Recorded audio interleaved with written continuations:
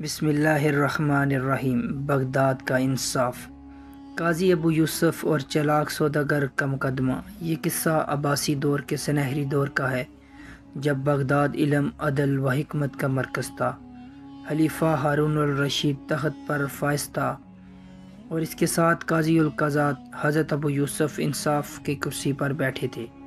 Baghdad کے مرکزی بازار میں ایک سوداگر عبد المالک اپنی دکان پر ہر روز قیمتی مال سجاتا، لیکن وہ ایمانداری سے زیادہ چلاکی کو ترجیح دیتا۔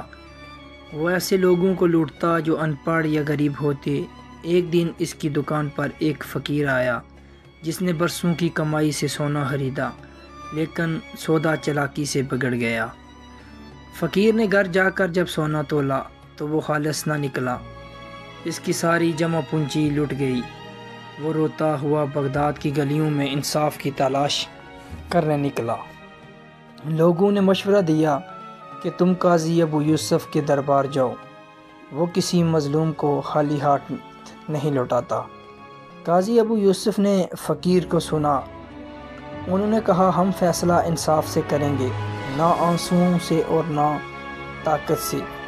پھر انہوں نے اس سوداگر کو عدالت میں بلایا۔ سوداگر نے کہا کہ جناب، میں نے تو خالص سونا دیا، یہ فقیر جھوٹ بول رہا ہے۔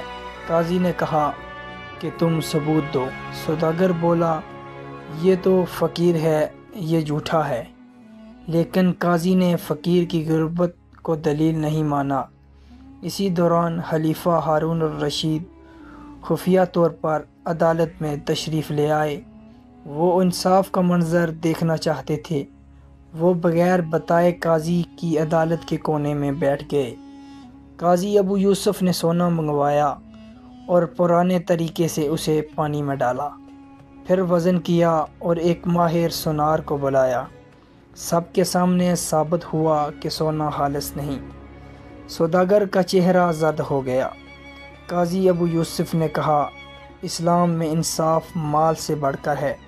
اے سوداگر، تو نے فقیر کے پیسے لوٹے، اب تجھے 2 گنا واپس دینا ہوگا۔ لوگوں نے عدالت میں تالیاں بجائیں۔